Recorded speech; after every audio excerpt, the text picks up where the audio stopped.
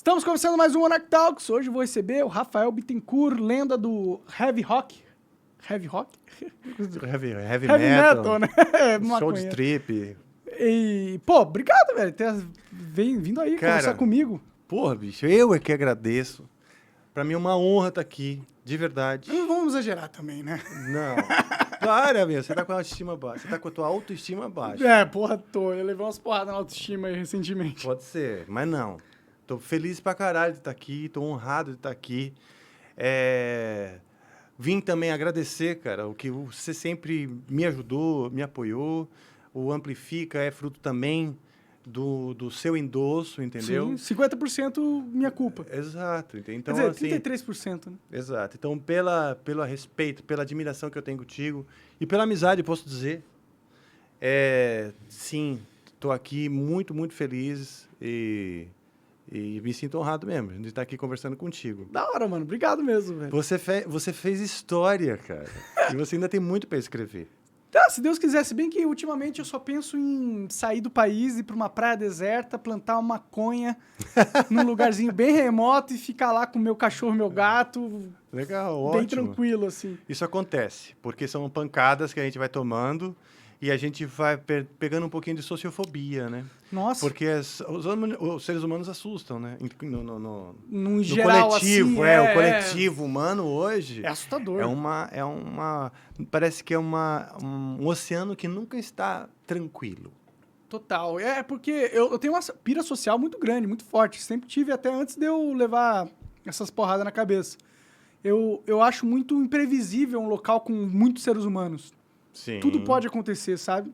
Sim. Isso me dá uma ansiedade muito grande. Porra, imagina quando os átomos tendo livre-arbítrio, né? Tipo... Sim, imagina você como que você devia se sentir quando você vai, na real, fazer os seus shows e tem, sei lá, dezenas de milhares de pessoas lá, deve dar uma... Tem dezenas de milhares de pessoas aqui, puta que pariu, tudo pode acontecer, é tipo um barril de pólvora, tá ligado? No caso do show é diferente, porque é um caos controlado, né? O evento tem toda uma coordenação para aquilo acontecer com segurança. Com segurança, começo, meio e fim, pode acontecer etc. umas loucuras, né? Tu viu aquele Sim. negócio lá do... Cara, qual que é o nome dele? É um comediante, velho. Puta, um comediante muito pica. Como que eu esqueci o nome dele? Brasileiro velho? ou gringo? Gringo. Amigo do Chris Rock. Dave Chappelle, exato. O que aconteceu? Você viu que o cara entrou, subiu no palco e pulou em cima dele, o cara tava armado, inclusive? Por quê? Porque o Dave Chappelle fala de umas piadas pesadas e o cara se sentiu ofendido e se sentiu no direito de pular no palco e agarrar o cara e tentar matar ele. O Will Smith abriu um precedente interessante ali. Que tipo assim, não gostei, vou subir, tal, né? Quando que, sei lá, é complicado, né? A gente tá vivendo um momento muito complicado. Essa coisa, comportamento, os limites do comportamento, cara, estão todos sendo repensados, né? E a gente tá... Eu tô mudando a sua placa aqui. Não, relaxa, pode brincar aí à vontade com ela. Os limites do comportamento estão sendo repensados. E eu acho que os limites também do como vai ser reprimido isso, os limites do castigo, sabe? Crime e castigo. Dostoiévski, eu acho que escreveu sobre isso, assim. Justamente, o comportamento, o castigo, né? Sobre a punição do onde você excede e a hipocrisia. Essas coisas estão sempre e juntas. esse negócio dos comediantes tem muito a ver com liberdade de expressão, né? Porque... Pois está sendo repensado tudo isso, porque, obviamente, você não pode ferir ninguém, tá certo, você não pode desrespeitar, isso está muito certo. É difícil, né? É difícil você não poder desrespeitar as pessoas através da sua fala, né? Porque, às vezes, você pode falar uma coisa que, se você colocar 7 bilhões de pessoas numa sala para ouvir o que você falar, com tudo que você falar vai desrespeitar alguém. Então... Você impedir que as pessoas desrespeitem as outras através da fala é impossível. É colocar um filtro muito nada a ver, assim, pra liberdade de expressão, entendeu? Tipo, eu não posso mais ofender alguém. Mas se você falar que não acredita em Deus num culto religioso, você vai ofender muitas pessoas. Mas aí você não pode mais falar que você não acredita em Deus, se for o caso, entendeu? Mas a gente tem algumas coisas que elas ofendem demais e é notório, então a gente não pode Tem que evitar mesmo. Você não vai falar porque ofende demais, então pronto. E isso que está sendo ensinado, eu acho, hoje em dia. Mas você concorda com isso? Concordo. Você acha que tem coisas assim que você não pode... Opiniões, não tô falando de você, porra, ameaçar alguém, mas opiniões que são você extremas. tem. É que assim, a gente está falando do humorista e opiniões extremas, né? Humorista é humorista, opiniões extremas é opinião extrema. O humorista ofender alguém na plateia, ok. Vamos ver até onde ele ofendeu. Opiniões extremas como alguém fazer apologia à pedofilia, por exemplo, você não pode. Fazer uma apologia a bater em mulher. Você não pode fazer apologia a alguns temas que a gente está lutando para o comportamento eliminar isso aí do mundo. Bom, eu tenho com certeza apologia a esses tipos de temas, eu acho repreensível. Mas, ao mesmo tempo, eu acho que numa sociedade democrática, até as coisas mais repreensíveis têm o direito de serem ditas. Se o cara tem uma opinião de bosta, eu prefiro que ele tenha a liberdade de falar do que ele reprima, né? Na minha opinião, eu prefiro saber quem que é esse cara, o que ele pensa e como eu posso entrar em contato com ele para talvez converter a mente dele para um caminho mais produtivo da sociedade. E outro negócio ruim desse negócio de apologia é que é uma linha tênue, né?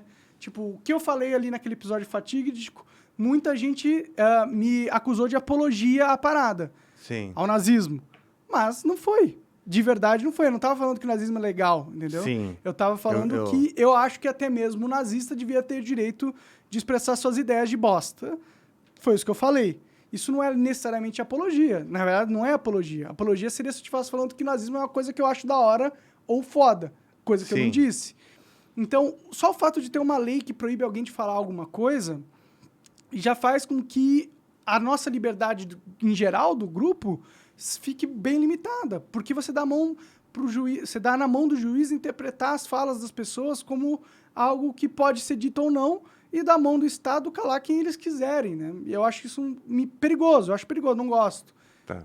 Nos Estados Unidos a lei é diferente. Sim. E tanto que aquilo que você pronunciou no episódio, nos Estados Unidos não teria mal como pela liberdade de expressão que lá eles podem. Lá é lei. O que eu falei lá é lei, né? Aqui não. Então, para começar, sendo o Brasil, a gente já está aqui beirando um assunto delicado, porque a gente está nos limites aqui, não só da ética, mas no limite da lei, né? Sim, sim. Então, no Brasil é mais complicado. Mas a minha visão daquilo é que, para a maioria das pessoas, ficou muito evidente que ali foi um grande erro de comunicação e não uma opinião que você tem pró-nazismo. Sim. Né? Eu acho que... E aí o efeito que isso gerou... é curioso, devia ser estudado. Porque aí virou uma onda, essa coisa da onda de cancelamento. Eu vejo aquilo que aconteceu, eu divido aquele episódio. Todo mundo viveu isso no Brasil. O seu nome, o nome Monark, girou o mundo por conta daquilo. Né?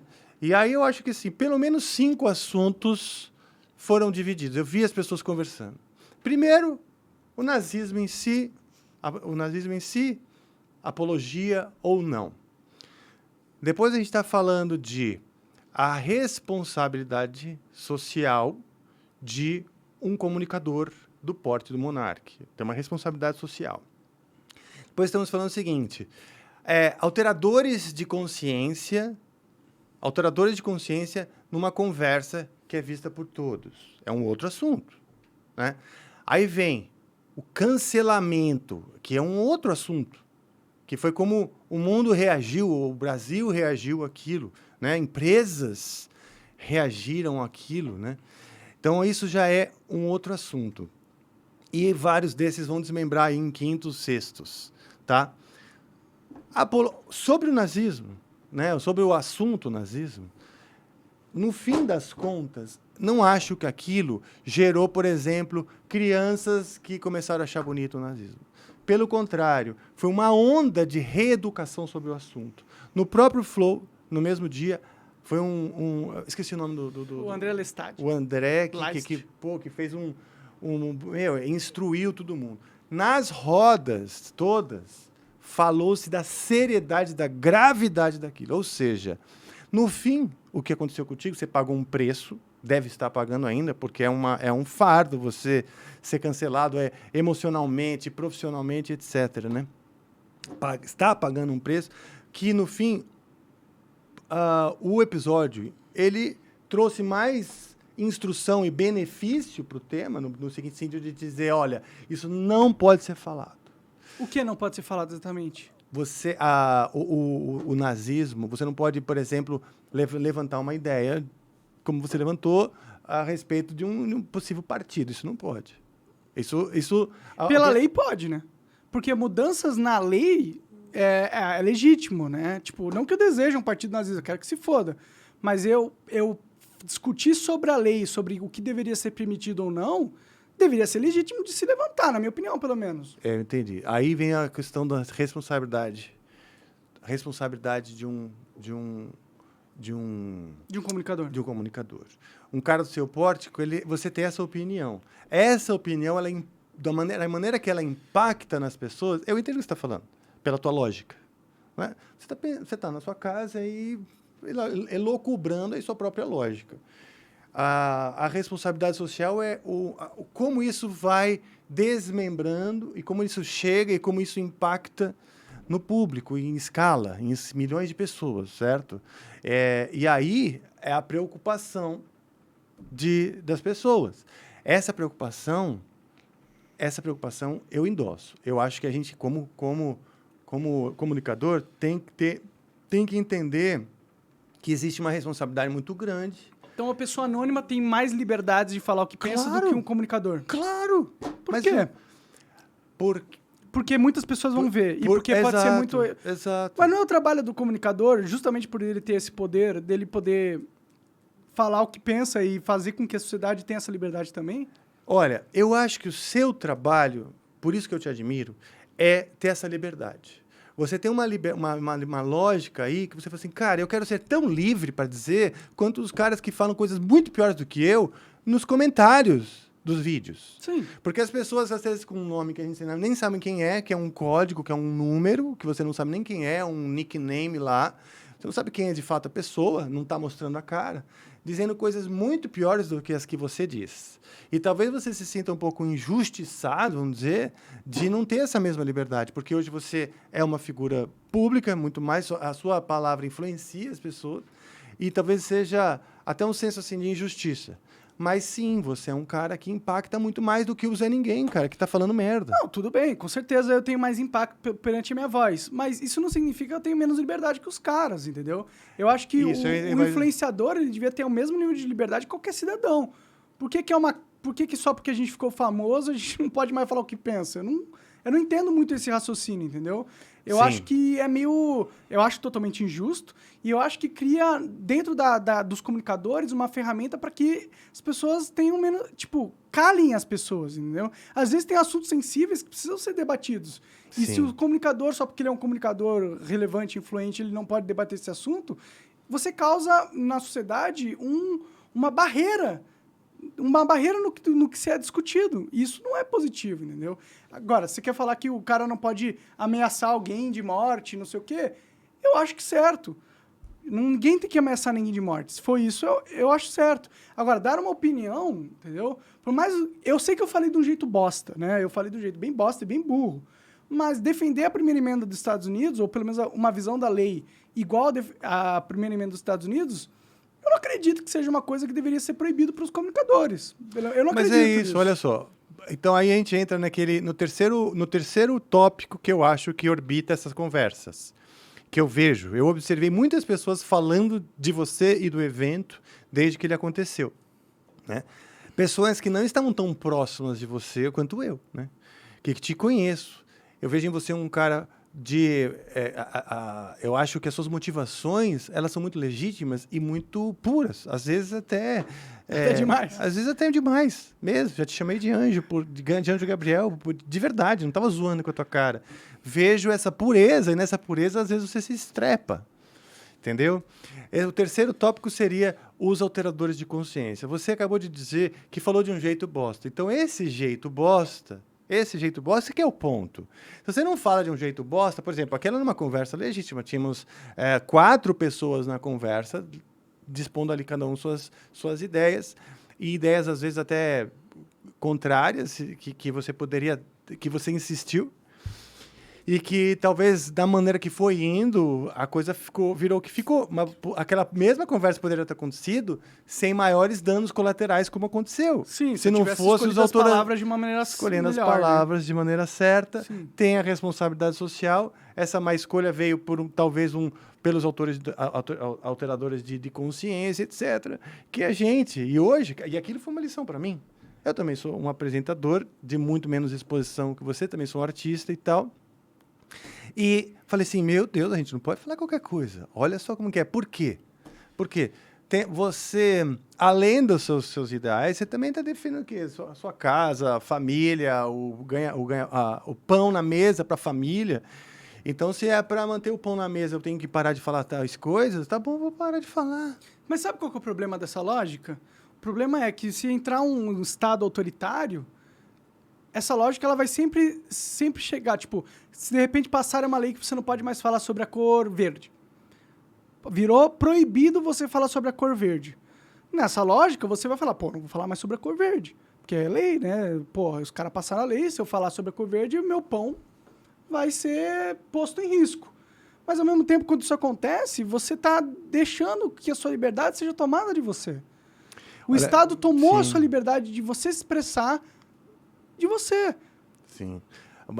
Sim, você tem razão. Eu acho que a gente tem que batalhar, sim, pela liberdade, e eu entendo que essa é a tua bandeira, né? E eu já usei a palavra o verde para simbolizar, por exemplo, a natureza. E a importância de cuidar disso. E eu fui cancelado por aqueles que imediatamente falaram, me colocaram na caixinha de esquerdista extremo. Só porque eu falei o verde. O verde querendo significar a natureza e tal, né? E é uma bandeira minha, o verde. Né? E isso é sensível. Então, o que acontece? Não é só o governo, não é só a instituição, não é a grande conspiração que eu nem consegui, nem acho que exista. Eu acho que são as próprias pessoas, que elas estão muito fechadas, cada uma em suas bolhas, com dificuldade de serem empáticas às opiniões do outro. Então, a gente tem que tomar esse cuidado como se você tivesse que atravessar um rio com jacarés. Você tem que atravessar um rio com jacarés, tem jacarés, tem que ter um cuidado, acabou, senão você vai morrer. É autoproteção. Eu entendo. Você pode chegar e falar assim, porque como esses jacarés, na verdade, é uma metáfora para conceitos e ideias que não são, né? Então, e você tem essa liberdade, e eu acho honrado, porque pode ser que em outro tempo, daqui a algum tempo, ou um tempo atrás, ou daqui a alguns anos, tudo isso que você está falando seja óbvio para todos, porque a gente entrou numa espécie de consenso utópico hoje em dia, né? Não é tão utópico, acontece nos Estados Unidos, né? Não é tão Não. Por exemplo, nos Estados Unidos também é super polarizado. Eu tô falando dessa coisa Mas lá você pode falar sobre verde, né?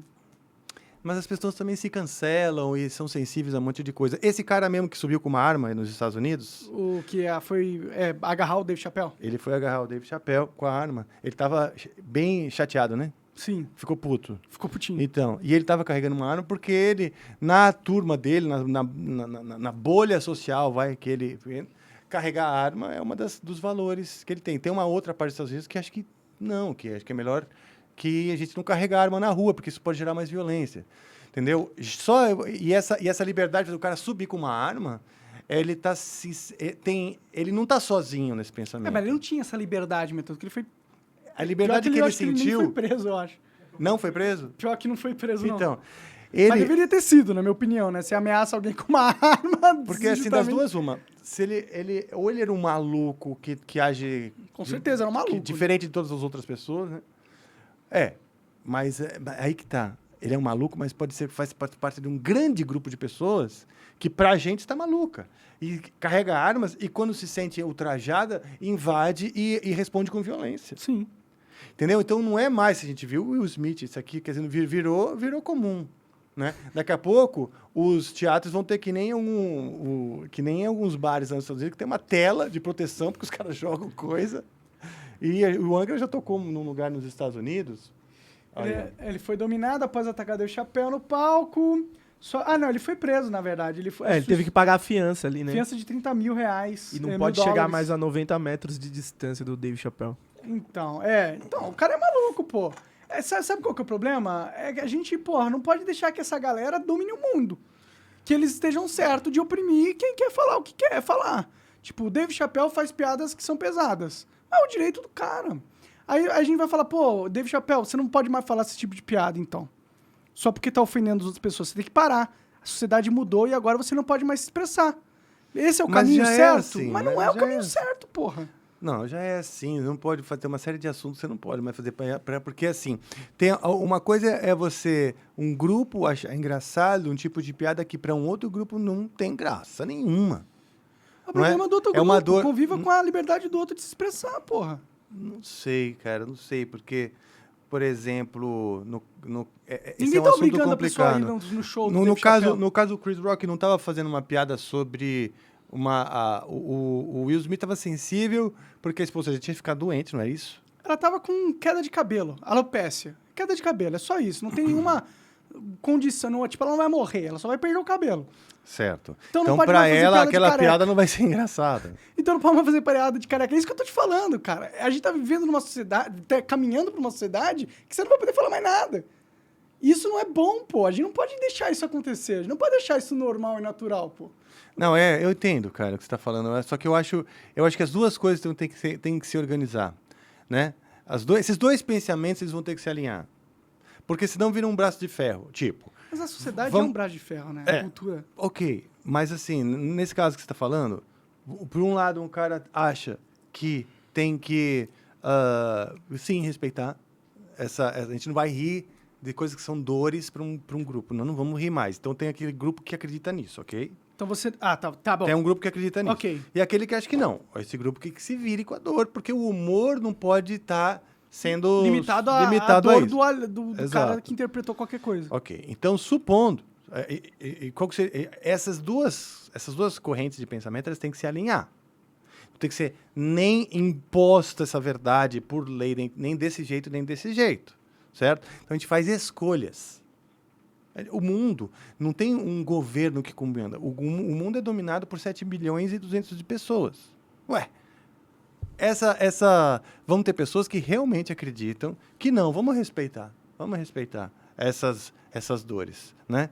E outras que vão falar assim, não, eu acho que realmente vamos usar do humor do jeito que a gente bem entende, né? Só que tem uma área meio cinzenta de que algo que é engraçado apenas para um grupo que para o outro não tem graça alguma. Mas e aí? Aí o grupo que acha graça não pode fazer a piada porque o outro grupo não acha graça? Não, ele pode, mas esse outro grupo vai ficar muito sensibilizado ou até revoltado. Ele pode, é uma escolha. Mas então, essa escolha que estão querendo tirar, entendeu? Esse é o problema. Eles não estão querendo deixar mais as pessoas terem essa escolha. Por exemplo, piada de gordo. Eu sou gordo, sou tetudo, tenho 2 tetas grandes, sou gordo. Mas se fizer piada de gordo, pra mim, me chamar de tetudo, eu sou tetudo. Se eu quiser, eu fico ofendido com isso. Eu poderia muito bem ficar ofendido, falar assim, você não entende como é difícil, eu tenho tetas, no espelho eu me olho, não é legal, e não sei o quê. Então, você não pode fazer piada de tetudo pra cima de mim, porque não, pode. eu me ofendo. Não, mas talvez é isso que eu eles possa, estão falando. Esse é o problema. Sabe o que acontece, Monark? A gente está vivendo um momento onde a gente está organizando esses novos padrões. O mundo está fazendo isso. Quem está organizando isso são as pessoas, não são os governos. Tanto que os governos diferem, os partidos diferem, as opiniões diferem. Mas o fato é que alguns gordos, eles vão ficar sensibilizados e aí estão... E aí o que se faz na sociedade? Assim, essa é a questão. Alguns acham, como eu, que acho que a gente tem que... Se tem um grupo de pessoas que acham que a piada não é engraçada, eu vou evitar fazer E tem outros que acham, como você, que acha que não. Tem que ter liberdade, cada um que se vire com isso, mesmo que ofenda algumas outras pessoas. Entendeu? Porque a liberdade não pode ser ferida, né? Eu acho que a liberdade de expressão ela tem que ser irrestrita. Peraí, que você está sendo contraditório. Desculpa. Falei merda. A liberdade de expressão ela tem que ser restrita. Ela não pode ser irrestrita. Isso, desculpa. Tá? Não pode ser. Bom, eu discordo plenamente. Então eu entendi. E eu acho, você não é o único. Aí vem Aí vem o quinto assunto que eu estava listando, que é a hipocrisia. Porque eu acho que tem pessoas que, na prática, fazem o que bem entendem na internet, falam a merda que bem entendem, elas magoam uns aos outros, elas impõem suas próprias opiniões, foda-se o outro. Não impõe, não existe impõe opinião. Não, né? elas colocam a sua opinião, independente, sua opinião. independente se aquilo vai magoar o outro, não é? Independente se aquilo fere um grupo ou outro. As pessoas na internet, as pessoas que não são um apresentador como você, essas que têm menos vulto, vamos dizer, elas falam que bem entendem, certo? E elas também cancelam. Sim. Aí vem o quinto assunto, que é a hipocrisia. Entendeu? Então, do tema nazismo, eu acho que, no fim das contas, o saldo foi positivo, porque todo mundo viu e foi informado a gravidade da parada, certo? A responsabilidade de um comunicador também foi uma grande reeducação, foi falado over and over aí para as pessoas, repetidamente, sobre isso. Os limitadores, aí, os alteradores de consciência, você mesmo acho que já está pegando mais leve, não é? Talvez até inconscientemente, não sei. Eu só não tô chapando o coco de maneira que eu chapava antes. Pô, mas você fumava mais de uma vez por todos os dias. Não, fumava todo dia, toda hora. Quando foi a última vez que você fumou? Ah, faz umas 2 semanas. Você fumava mais de 2 vezes por dia e agora a última vez que você fumou faz 2 semanas. Coincidentemente, você está vivendo um amadurecimento com tudo isso, certo? Eu não parei de fumar porque eu acho que eu não devo falar certas coisas. Parei de fumar porque não tá fazendo bem pra minha saúde. A questão de autopreservação mesmo.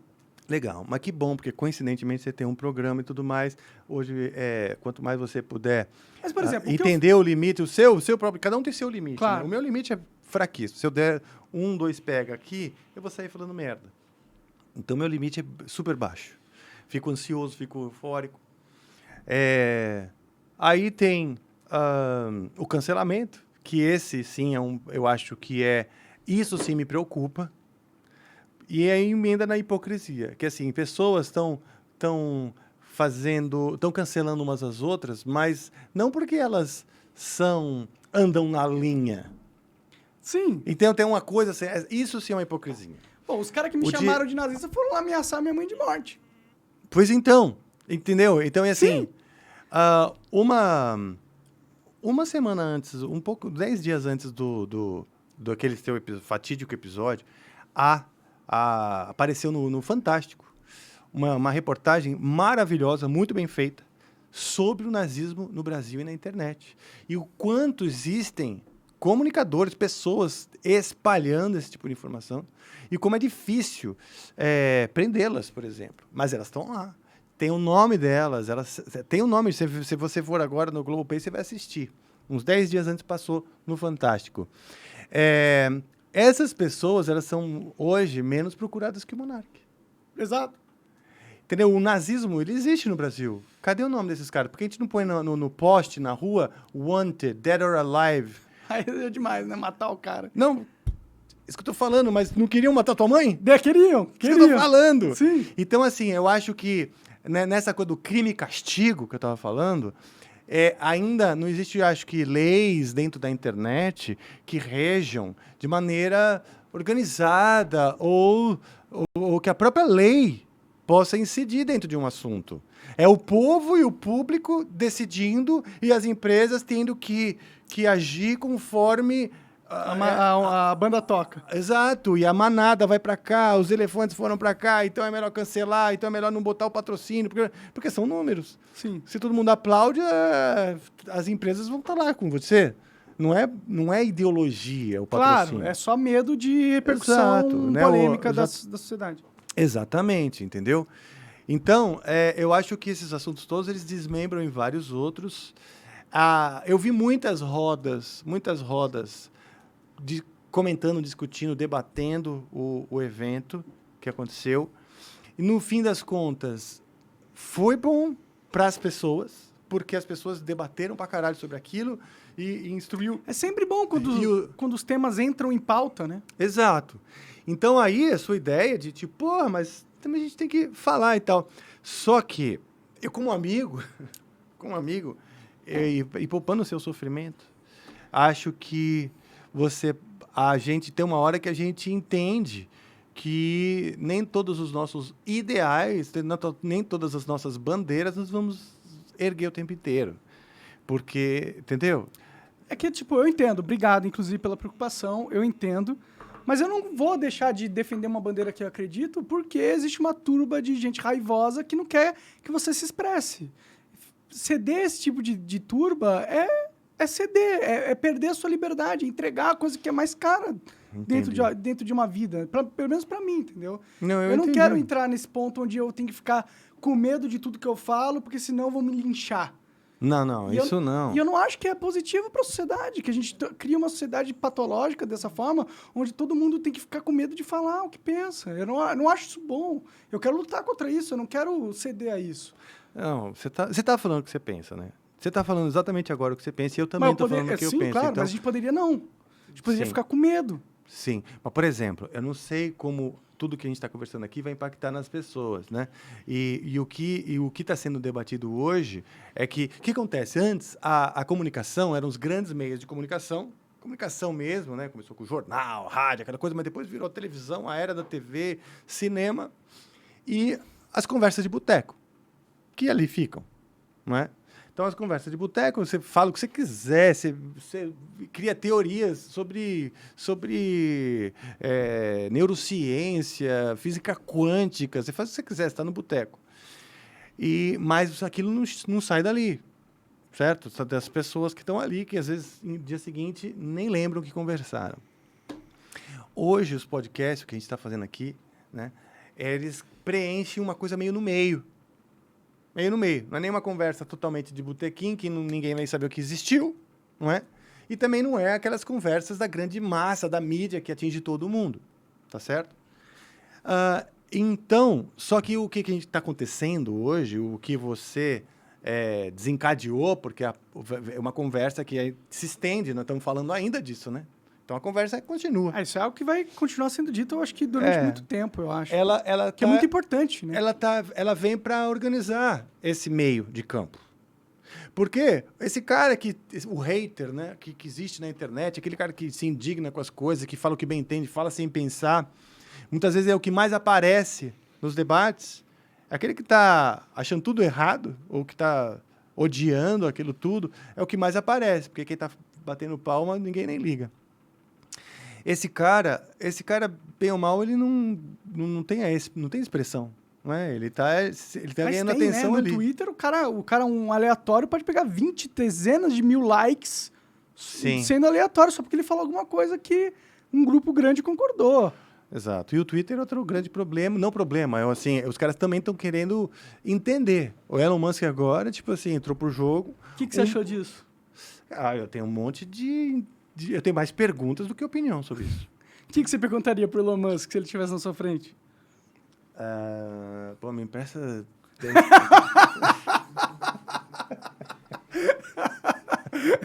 Por favor, vai. Presta uns bilhõezinhos, velho. Opa, obrigado. Fica à vontade aí, uns coraçãozinhos. Legal. Vou deixar aqui. Isso aqui é pimentinha de geleia, isso aqui é alguma coisa. Deve ser queijão, na minha opinião. Tá bom. Bom, o Elon Musk, cara, eu tô ainda me informando sobre isso, mas o que eu entendi é que tem a ferramenta do Twitter, como as pessoas não discutem o assunto, não é? Não é que no Instagram, no Facebook, você tem uma lista de pessoas debatendo aquilo, ele toma um vulto que não se sabe direito as consequências, etc. Eu tenho mais perguntas do que opinião, porque eu não uso muito o Twitter. Sim, sim. É uma ferramenta que, assim, eu não me adequei, sei lá. Não te interessou, não me interessou. E agora, recentemente, com essa história do Elon Musk, que começaram a debater justamente aí dentro dessa coisa da liberdade, se ela vai ser restrita ou irrestrita, a liberdade de expressão. E ele vem ali com o endosso dos Estados Unidos, das leis dos Estados Unidos, de certa forma, né? Porque lá é mais... A liberdade é irrestrita. Exatamente, né? Então, ela vem com isso. E aí tem uma questão que não é só a lei em si, mas a discussão ética, né? Porque essa discussão de você vamos dizer, ferir ou desrespeitar alguém e tal, é uma questão muito mais ética do que de lei mesmo. Você não está agredindo alguém. Né? Falas não são agressões, né? O limite que se coloca, a lei pode colocar um limite ali para que aquilo seja proibido. O que exatamente? Agredir através das falas? No Brasil, por exemplo, você bota um limite, você não vai falar, você não vai fazer piada. Físico? Oi? Agressão não pressupõe algo físico? Agredir? Não necessariamente. Você pode agredir. A pessoa pode se sentir agredida com a fala de alguém. Mas não é subjetivo? Né? A questão de se sentir agredido não é uma questão subjetiva da pessoa? Tipo, alguém pode ser uma pessoa, vai lá, careca, e se sentir agredida com uma piada de careca, ou pode ser um careca que dá risada com uma piada de careca. Não, a questão é subjetiva da pessoa. Ela escolhe se ela vai se sentir agredida ou não. Então, por que eu vou deixar que a lei puna a partir de uma subjeção de alguém, entendeu? Não é meio complicado isso? Cara, eu acho que assim, essa questão da ética e da lei, elas são não Você são acha limites errado fixos. Piada de careca? Você acha errado fazer uma piada com carecas? Olha, contanto que se uma hora os carecas todos se organizarem e falarem, olha, queremos parar com essa porra, não gostamos dessa porra, a gente vai parar com essas piadas, aquilo lá. Imagina numa escola. Essa coisa começou tudo em escola. Porque na minha época o bullying era permitido. Fazia piada com todo tipo de preconceito e era engraçado, todo mundo ria. Né? Hoje nas escolas, aí conforme o tempo foi passando, as escolas foram fazendo, olha só, coleguinha fica triste, papapi, não pode, papapá. Eles foram reeducando. Até que, não tem mais graça, porque daí as pessoas hoje não riem mais do fato de outra pessoa estar sofrendo bullying, estar sendo oprimida, se sentindo oprimida ou ofendida, ou, como você disse, agredida verbalmente, né? Porque você jogava papelzinho, jogava lanche, jogava coisa em quem você queria. Eu sinto que as pessoas eram mais fortes antigamente, né? Hoje em dia, qualquer coisinha, você tem que chamar a lei pra te defender. Eu sofri bullying pra caralho no colégio. Eu gostei de sofrer bullying? Não. Algo chato. Mas eu prefiro sofrer bullying, porque o bullying faz você entender a realidade da vida e se preparar para ela, do que você nunca sofrer nada e se tornar um cara super fraco, que qualquer coisinha te ofende, que qualquer opinião que você não gostar, você vai chorar e não sei o quê. Eu prefiro ser um cara que aguenta levar porrada, que aguenta fazer piadinha comigo por causa, sei lá, fazer uma piada que eu tinha cabelão grande e todo bagunçado na época. Fazer uma piada com o meu cabelo. Eu era gordo também, fazer uma piada com o meu peso. Eu prefiro ser a pessoa que consegue aturar pessoas fazendo piadas de mau gosto pra mim, do que ser uma pessoa que quer tornar o mundo um domo de vidro onde que nada pode me ofender e tudo que as pessoas falarem tem que levar em consideração todos os meus sentimentos, entendeu? Eu não quero esse mundo. Pra mim, esse é um mundo de pessoas fracas. Sim. Um mundo onde que as pessoas não têm forças nem pra levantar no dia de amanhã. No dia que ela tiver um problema, não vai ter o safe space. Não vai ter a professora chamando o coleguinha. O mundo é cruel pra caralho, porra. Então, a vida é uma merda. Se você não se prepara pra ela, você vai só ficar em casa e chupar o dedo. Eu acho que existe uma corrente e bastante legítima de pessoas que querem mudar essa realidade. Quando você fala, a realidade é assim, ela é cruel e tal, tem um monte de especialmente os educadores, que eles querem mudar a Boa realidade. sorte. Não, eu endosso, porque eu gostaria que uma pessoa não tivesse mais vontade para satisfazer, para se distrair ou para dar risada, precisar diminuir ou oprimir o colega, entendeu? E eu acho que é na escola que começa e depois a gente vai reeducando a sociedade. É isso que está acontecendo. Mas você acha que um dia a gente vai conseguir reeducar a sociedade para que a gente viva num mundo sem desafios e que seja perfeito e que você não vai levar na cara todo dia que você acorda de manhã, porque a vida é isso? Não. Será que não é querer tapar o sol com a peneira nessa questão da vida? O perfeito não é algo que você conquista, é algo que você busca. Tá? Você idealiza algo perfeito para você buscar, para você ter um norte. Não significa que você vai encontrar o que você vai chegar um dia. Mas no momento que eu não busco o perfeito, eu perco a esperança que existe. Né? E daí todo o resto é a desesperança. Todo o resto é qualquer coisa, é o caos. Né? Então, assim, não é que eu acho que... Eu acho que sim, o mundo está se reorganizando. Vai ser resultado desse debate. Pessoas como você, que pensam como você, pessoas que pensam como eu.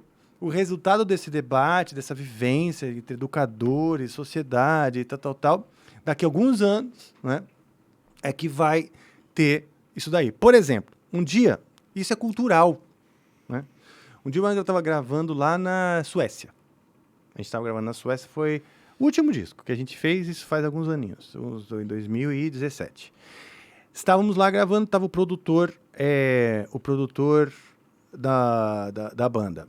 E ele estava lá e tal, não lembro se era o produtor ou o assistente que estava na sala, e veio uma menina visitar, alguma menina, era brasileira, inclusive, veio visitar a gente e tal, conversamos um pouquinho e tudo mais, ela conversou um pouquinho com a gente, inclusive ela é do Spotify,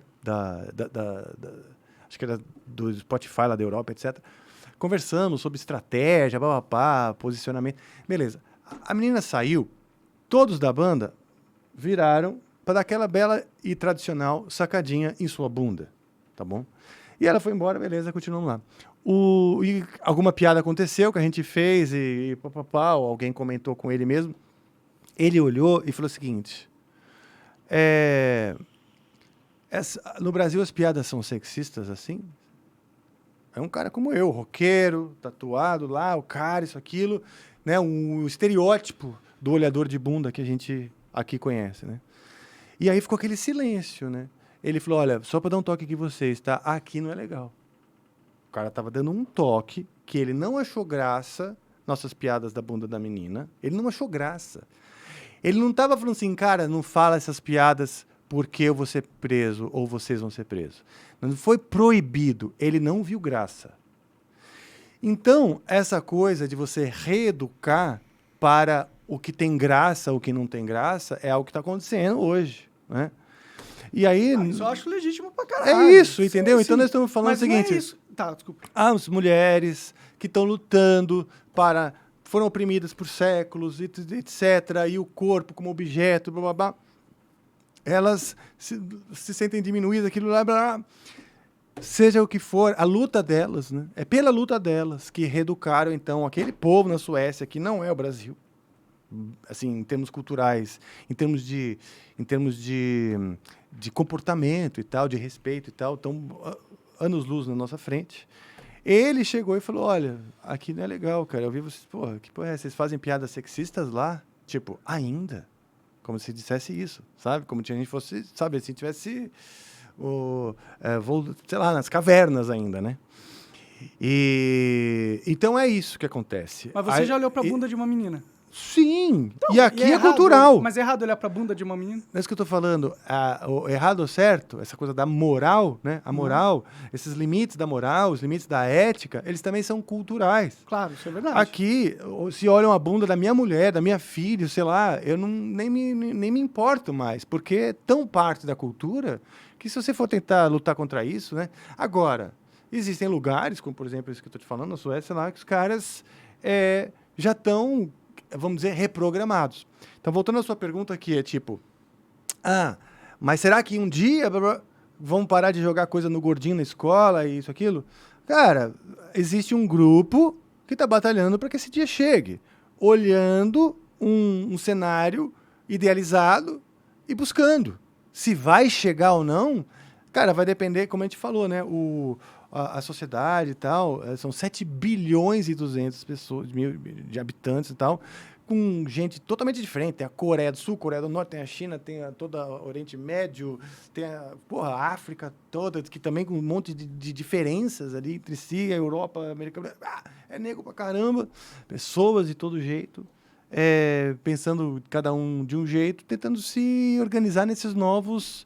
paradigmas. Nesses novos paradigmas, Não, que na verdade bem. já existiam, mas agora eles querem fazer funcionar, reforçar, cara. Olha, a gente conseguiu que não houvesse bomba atômica desde 45, né? Então... Oi?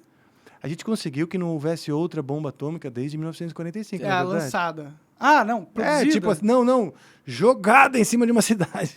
Mas não foi a gente que conseguiu, né? Foi a própria bomba Os seres atômica que humanos conseguiu conseguiram. isso, né? Isso que eu tô falando. Sim. Aquele é o extremo do desrespeito. Jogar uma bomba atômica no outro. Você é diferente, você pensa diferente de mim, eu quero isso, você quer aquilo, seja na minha visão econômica, na minha visão cultural, toma aqui uma bomba, pum, bah, bah. Aí olha, opa, deu aquele vazio, né? Falei assim, Isso tá merda, hein? Jogar bomba. Agora, se jogar bomba atômica, o problema é que jogam várias e o mundo acaba, né? Eu acho que é por isso que eles não querem mais jogar bomba atômica. Então. Mas eu não sei se o homem vai conseguir segurar o dedinho tanto tempo. Bom, o Putin tá lá na guerra da Ucrânia, né? Então, tomara que... Alta chance dele jogar uma bomba atômica lá, tática. Não, né? acho que não. O que faz, o que ele consegue com a bomba atômica é que ninguém se intrometa. Isso é bom? É claro, pra ele. Bom pra todo mundo. Com o arsenal bélico que ele tem, ele consegue que ninguém meta o dedo. Olha só, eu vou pegar a Ucrânia, que já era minha, eles tentaram...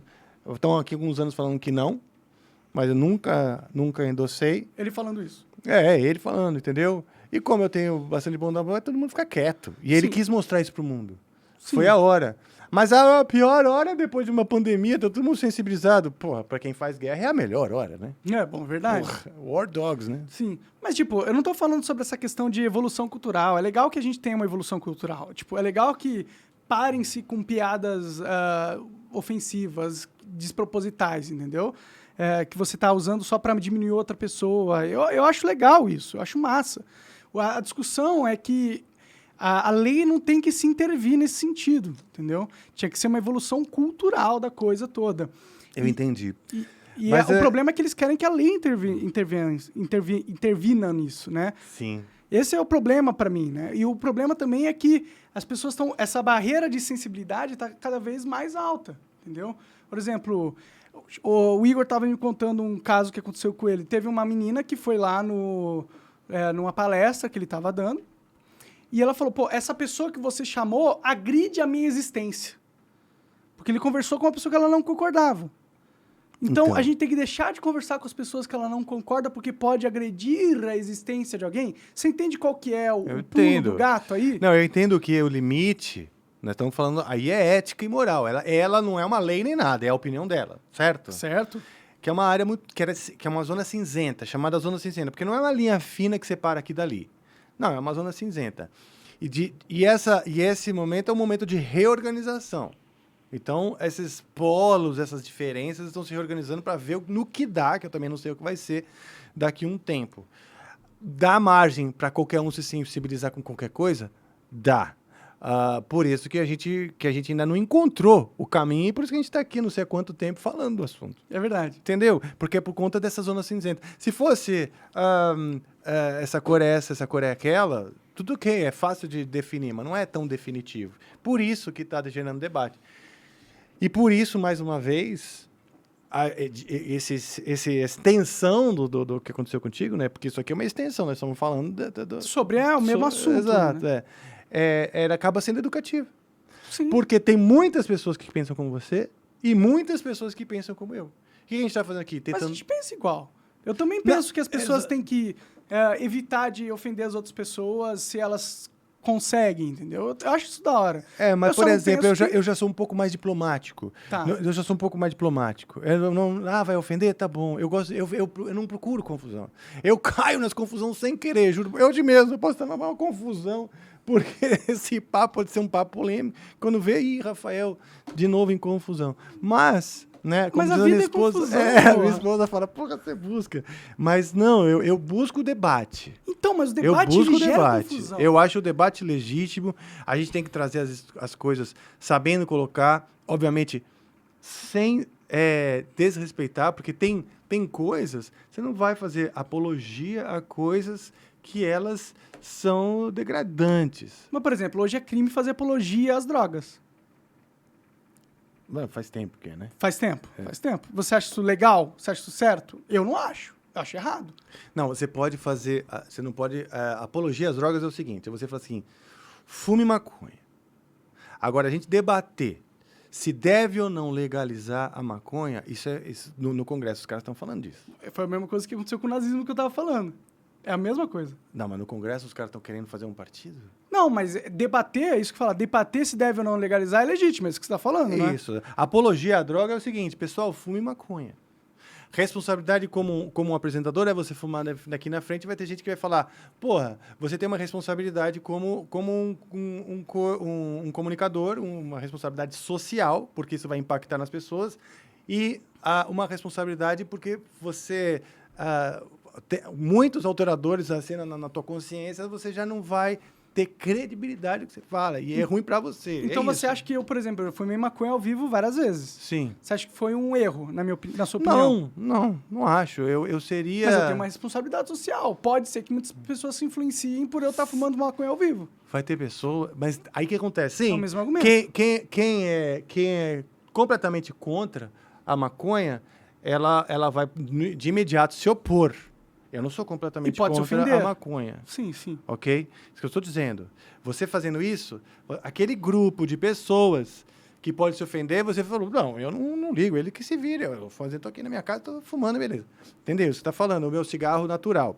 É isso, você vai sensibilizar essas pessoas. Crianças podem se influenciar, isso que é outro debate. Os mais jovens vão se influenciar ou ser mal influenciados por você, blá, blá, blá, e a maconha pode ser uma porta de entrada para drogas mais fortes, etc. Blá. Verdade. E aí é a sua escolha. Sabendo de tudo isso, Mas se fazer for ou minha não. escolha, tá tudo bem, né? É tua escolha. Aí o que vai acontecer? Mas a questão é que as pessoas querem que não seja a nossa escolha, entendeu? Essa é a questão do negócio. Mas aí porque as pessoas elas precisam criar as leis para balizar as coisas, para dar limite. Controlar o gado. Não é controlar. Dá limites.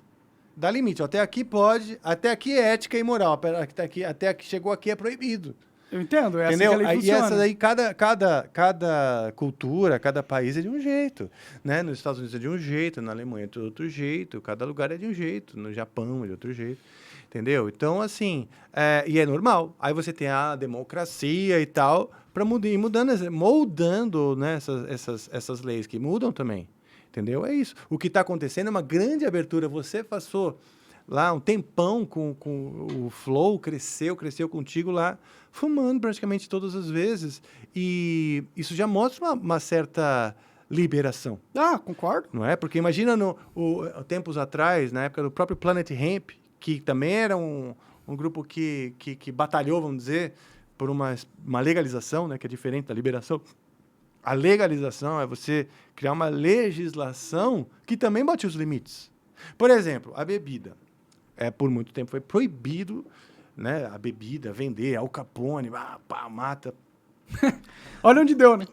Mas não pode beber e dirigir. Tudo bem? Esse é o limite da lei. Claro. A lei fala, você bebe. Beleza, vai lá. Você tem que ter 18 anos. E se você for pego dirigindo, você está fudido. Você vai responder. Fizeram um monte de lei, deram multa, isso, aquilo. Não deu nada. Quer dizer, não é que deu nada. Continuou sendo um problema. Apertaram mais. Então, a lei, na verdade, ela é só para balizar, para organizar. Porque com certeza, esse é o papel da lei. Uma sociedade sem lei é a sociedade... É o faroeste. É a anarquia, né? Não, isso eu nem acho positivo. Então... Sim, mas a questão...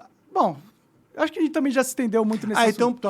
Então tá bom. Então eu vou fazer o seguinte, eu esqueci de te pedir desculpa, cara, porque eu cheguei atrasado hoje.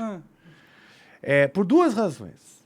E eu precisava te pedir essas desculpas, sabe? Começou atrasado, pessoal... Primeiro, porque o senhor Deco Udré, o meu diretor, meu amigo, maravilhoso, ele chegou atrasado lá em casa, mas não tem problema isso. Mas o pior foi quando eu cheguei aqui, eu precisei usar o banheiro. Fui usar o banheiro, aí você me disse que é aqui embaixo, né? E aqui é a sua casa, né? Sim, minha casa, moro aqui. Eu recebi a instrução do banheiro, eu entro assim numa salinha onde ali estava o banheiro e estava a sua esposa... Minha namorada, sim. Sua namorada, trabalhando no computador. Sim, sim. Beleza, eu entrei um pouco constrangido, né? Desculpa, preciso usar o banheiro, dá licença. E eu entrei, porque é a área de trabalho dela, né?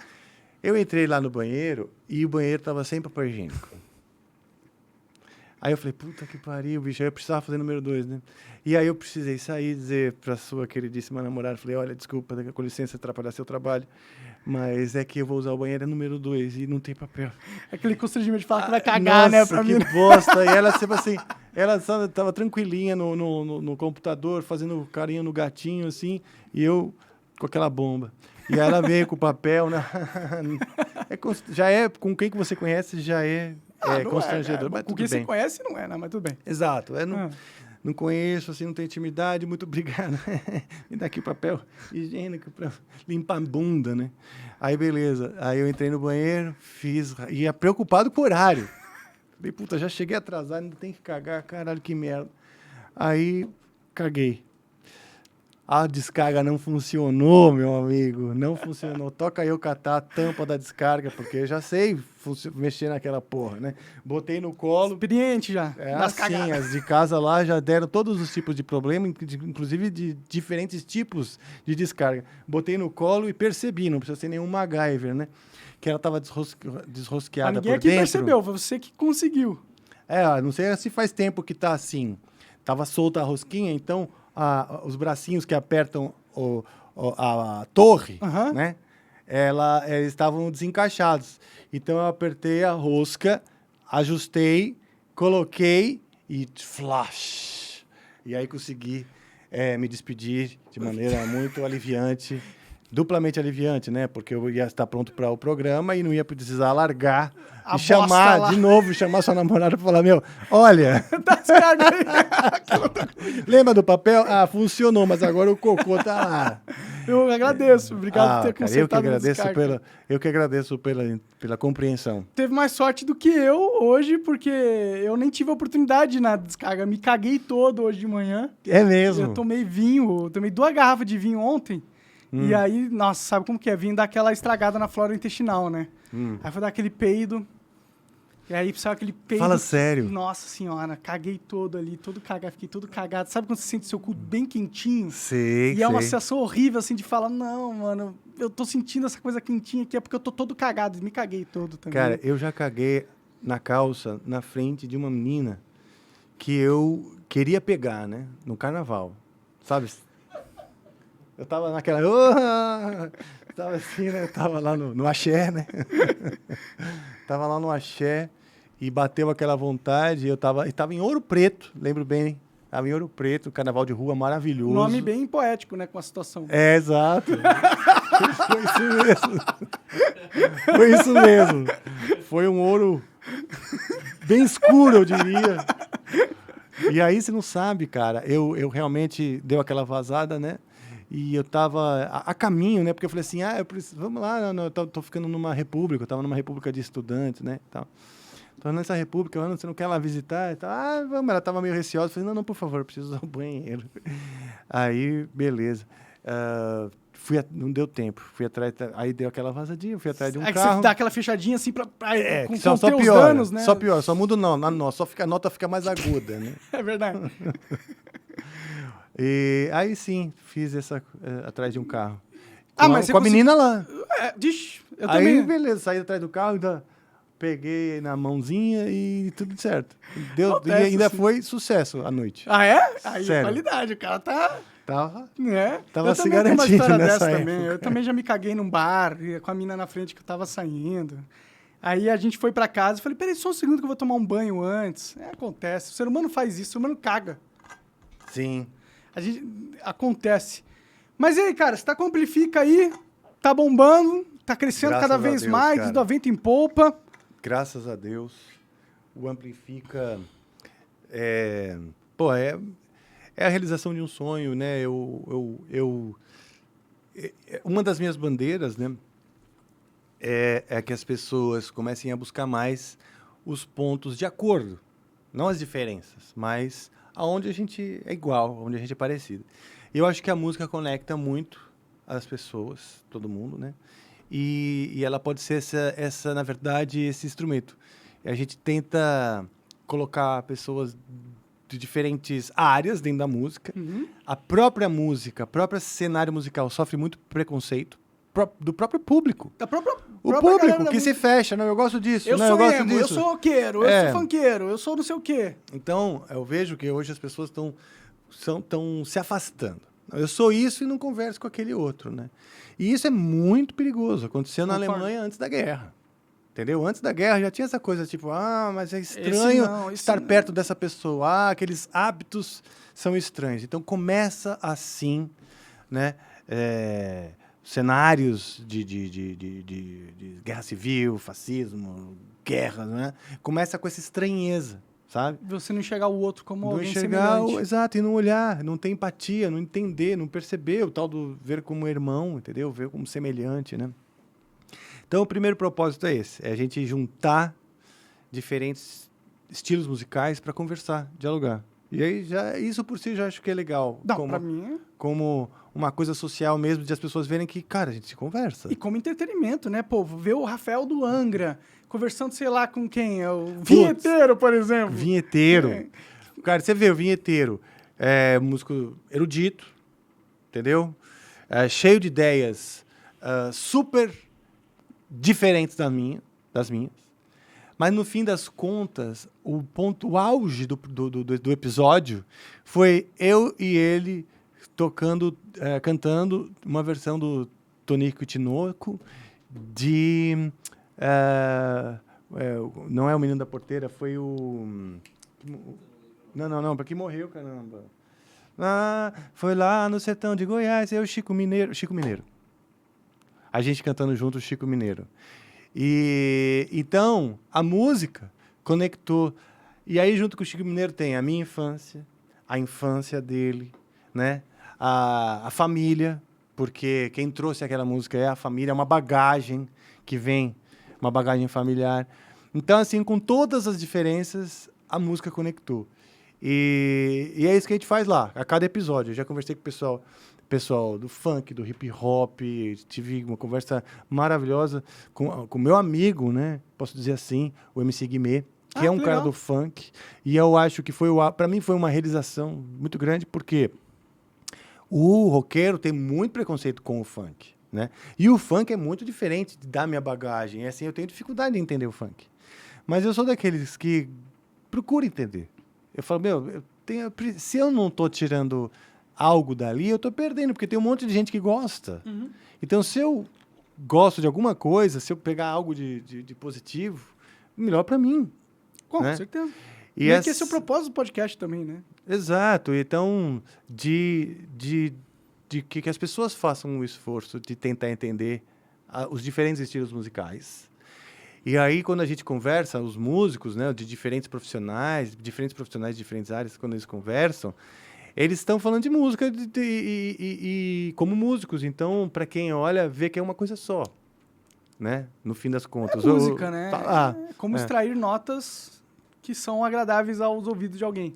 Exatamente. Né? Que expressem algo através do som e que vai, com certeza, chegar em alguém ou em um grupo, né? Então... eu acho muito positiva a experiência do Amplifica, principalmente até porque vocês são do heavy metal, do rock e tal, e é uma galera que tinha pelo menos uma fama de querer ficar entre os deles, entendeu? Sim. E eu acho que você, sendo um expoente aí nessa questão de abraçar todos os estilos e trazer pra mesa junto no Amplifica, eu acho muito foda. O rock tá liderando esse movimento, entendeu?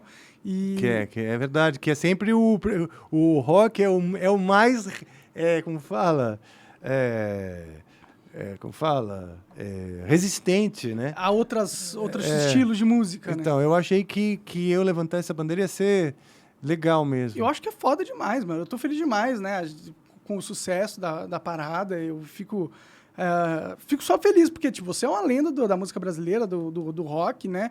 E você, por ser uma lenda da parada, trazer outras pessoas de outras lendas, de outros segmentos, sempre dá um mashup legal, entendeu? Porque Sim. você fala com propriedade do que você viveu. Você viveu nos anos 90, foi a ascensão do heavy metal, não foi? Nos 90, nos 2000? Sim, os anos 80, acho que o heavy metal explodiu muito forte. Aí, com os 90, ele se ramificou, né? Veio o movimento grunge, aí veio o Guns N' Roses, que eu não sei nem dar nome para o que é, porque é um hard rock que é uma mistura, né, do Poison com Led Zeppelin, né, tipo, e eu acho que foi acho que ele se estabilizou nos anos 90.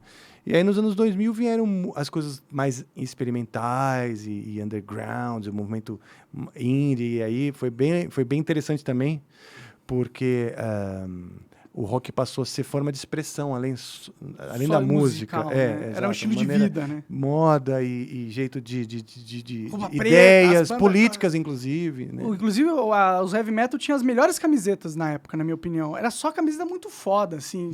As coisas de medieval e umas coisas com as coisas coloridas, que você não via normalmente nas outras camisetas, né? Sim. Tipo, era sempre normalmente a marquinha aqui, coisa mais simples, mas o heavy metal chegava com uma arte exposta na camiseta, assim, eu achava muito foda. Eu era meio... Quer dizer, eu tinha um amigo que era muito metaleiro, né? Muito, muito metaleiro. Era fã do Angra pra caralho e falava de vocês. Eu lembro dele falando de você, inclusive, lá atrás, quando era moleque mesmo. Aonde era? Em São Paulo? Em São Paulo mesmo, Ah, é? aqui na Zona Sul. Eu lembro que ele fazia música, escola de música, escola de guitarra, né? E aí eu ia acompanhar ele lá, quando ele ia, ele ficava conversando, ficava falando de vocês, falando, cara, esses caras são muito foda, olha isso aqui, olha esse cara, olha isso aqui. Então, foi presente na minha vida e pra mim eu gostava muito de como era diferente do que você via na TV, por exemplo. Entendeu? Era uma coisa... Sim. Tipo, não era só aquela... Era legal porque, porra, contava histórias medievais muito fodas, entendeu? E não era tipo bunda, bunda, bunda. Não que não tenha, pode ter, é legal, entendeu? Mas pra mim, que sou uma pessoa mais criativa e gosta de viver em fantasia, aquilo mexia com a minha fantasia mais do que os outros estilos musicais, entendeu? Sim. Então, porra, eu sempre achei o heavy metal muito foda, o metal e tal. Eu vestia e tal. Eu não era tão... Mas eu não era tão ficcionado igual meu amigo, que era full metaleiro. Até chegou a sair pra brigar na rua por causa dessa porra. Mas... eu não era desse nível, não. Não chegava a brigar na rua. Mas escutava Angra, Blind Guardian. Legal, cara. O Angra, o heavy metal que a gente faz parte, ele também... foi trilha sonora, vamos dizer, o estilo, né, dos videogames. Pode que outra coisa que eu era fã. Então, o heavy metal, ele tinha muita aderência também em todo o universo nerd, que acabou virando, né, o universo nerd, que games, história em quadrinhos, RPG, né, que é essa coisa da fantasia. O heavy metal, ele tem essa... Ele mexe com isso, né? Mexe. Ele traz questões filosóficas, existenciais e tal, mas sempre num universo um pouco fantasioso, né? Que é muito foda, né? Meio Senhor dos Anéis. Esse é o universo do heavy metal, né? Um mundo fantástico onde dramas, né, e conquistas acontecem e tal. Tudo épico, né? Heróico, exatamente. Sim, eu gosto muito disso. Inclusive, tinha o Supla, não sei se eu me engano, você conversou com o Supla e o Rogério Skylab, né? Conversei. Não faz muito tempo. Eu lembro que o Supla tinha me dito, e eu sei que vocês conversaram com isso na conversa, eu não cheguei a ver o corte todo, mas vocês conversaram sobre ele ter juntado a banda Angra, né? Sim. E é verdade mesmo isso? Ele juntou a banda Angra? Que porra foi essa? Não, assim... É uma visão, tá? Ele até falou, pô, cara, como é que foi isso aí, né? Não é que eu quero contradizer nada ou arrumar confusão. É porque a banda Angra já estava juntada, né? Só que ele contratou justamente 3, né? Ele contratou 3 que eram da banda Angra, que era o Kiko, o Luiz Mariucci e o Ricardo Confessori. E nessa época o Ricardo estava ainda... Não sei se ele já estava dentro do Angra. Ele veio pro Angra na sequência, entendeu? Então talvez ele tenha ajudado a fortalecer esse laço ali. Exatamente. Ajudou a fortalecer o laço. Obviamente o Angra já estava, a gente já estava já preparando o álbum, indo para a Alemanha e tal. Já tinha as músicas prontas e tudo mais. Mas ele, vamos dizer, acolheu, né, parte da banda como a banda dele. Mas o que foi muito legal, isso eu falei também, é o seguinte: o Supla sempre foi um cara que primou por ter bons músicos bem, vamos dizer, preparados e tal, e sempre apoiou a cena, né? Então, antes dos caras do Angra, já tiveram os caras do Dr. Sim, que esses sim foram formados lá. Ele juntou os irmãos André e Ivan Buzik com o Edu Ardanui. E essa formação da banda do Supla acabou virando o Dr. Sim, que é uma grande banda de rock pesado brasileiro, né? Depois se mudaram para os Estados Unidos, etc., fizeram sucesso lá, voltaram para o Brasil e assim vai. E o Angra aconteceu uma história parecida. Então, quer dizer, ele tá no meio. No fundo, ele tá mostrando também que ele tá ali. Ele tá ali apadrinhando, não fundando, mas apadrinhando essas bandas, entendeu? Endossando. Então, é isso. Foi isso que vocês falaram, comentaram lá naquela... Foi isso que eu falei. Isso que legal que você apadrinhou, sim, você endossou e tudo mais. Mas no caso do Angra, já estava formado. Pode crer. Só foi um detalhe que eu dei. Naquela época o Edu Falaschi já era do Angra, não? Não. Naquela época eu estava formando o Angra com o André Matos. Estava estudando na mesma faculdade que o André. Eu já o conhecia assim da cena e tal, né? E aí a gente estava formando a banda ali na faculdade de música. Entendi. Quando o Edu Falaschi entra na jogada quando o André Matos sai fora para ir carregar solo.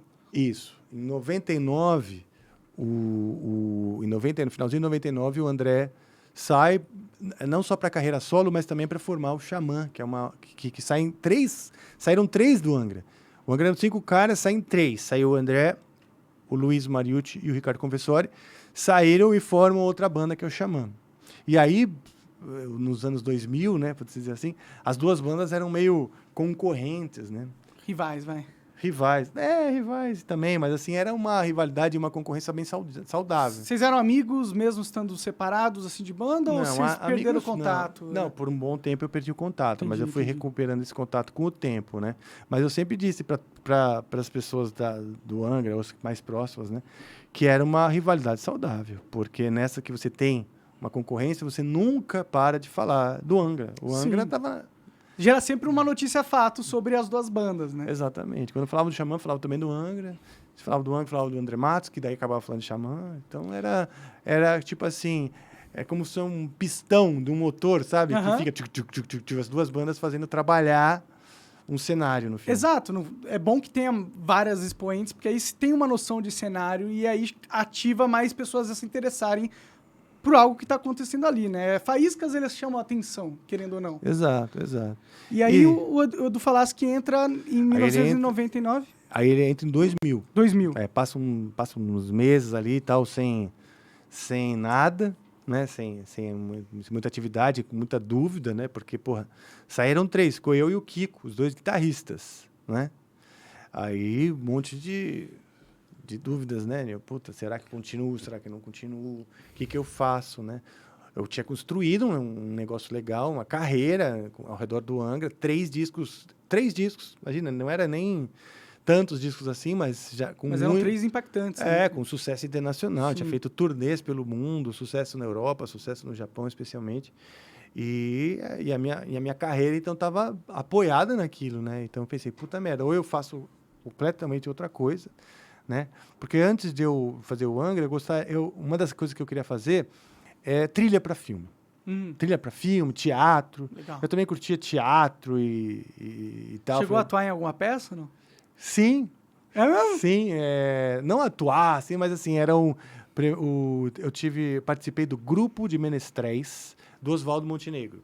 O que era isso? Era o seguinte, Oswaldo Montenegro, um artista, cantor Conheço e tal, ele, você conhece. O cara veio do Rio de Janeiro estabelecer uma oficina de menestréis, que era uma coisa de formação de artista, né? Então, ele aceitava todo tipo de artista. Músico, cantor, dançarino, capoeirista, tinha de tudo, ator, né? Ele juntava tudo ali no palco, criava uns exercícios para a gente entender, né, a dinâmica, se familiarizar com o palco, com uma série de coisas. Ele falava bastante também.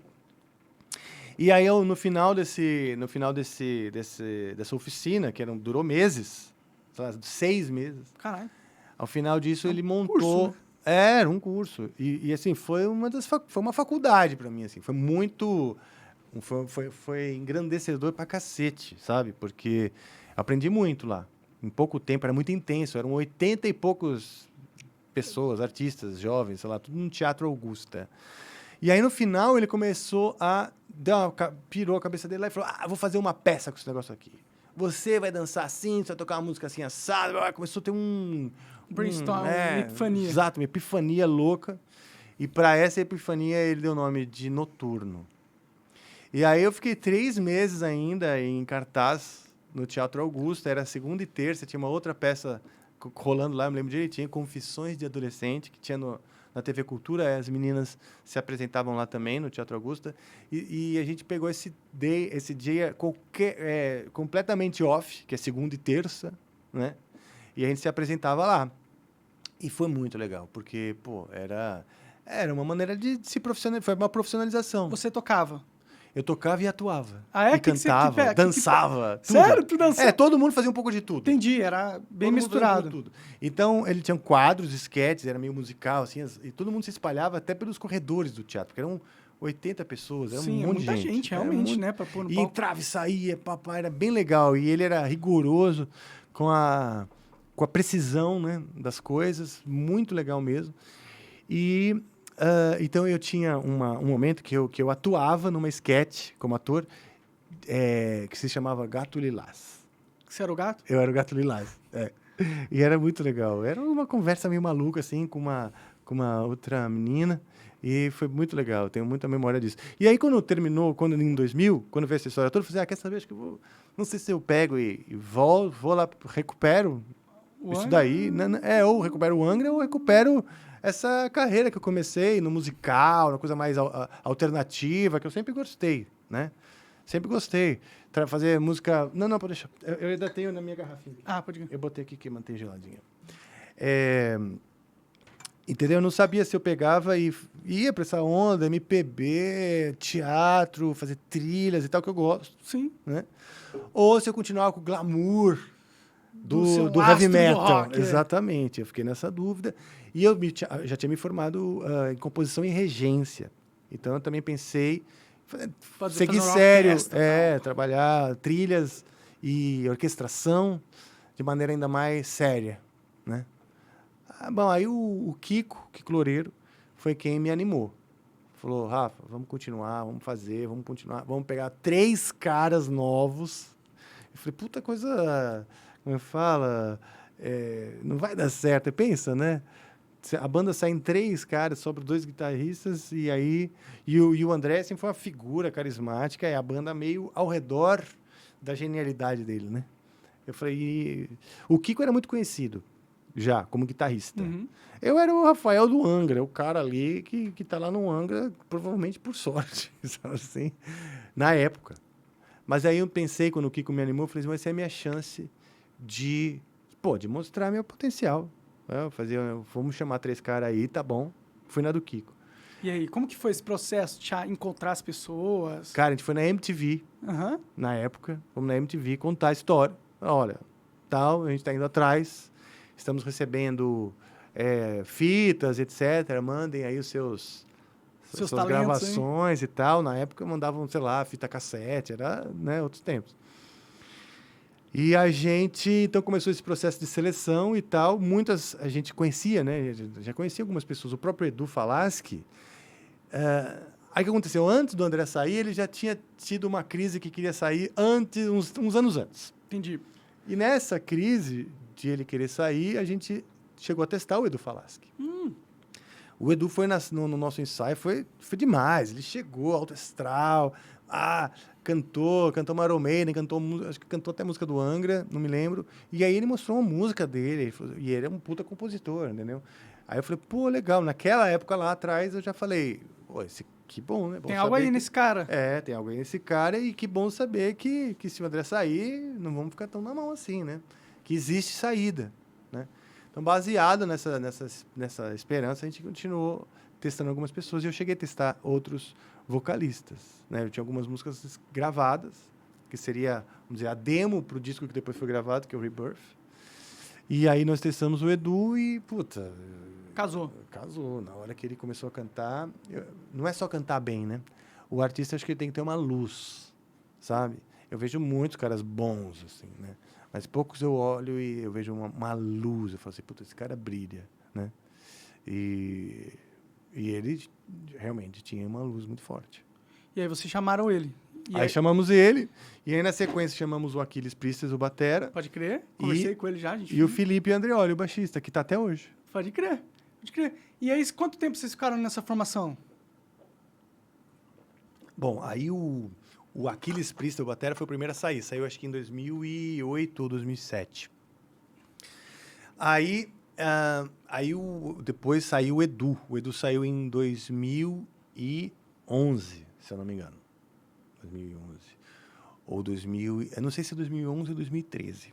Tá. Eu sei que é um número ímpar, mais próximo do 10. E longe do 20. Exato. E posso estar enganado, mas enfim, ele saiu nessa época.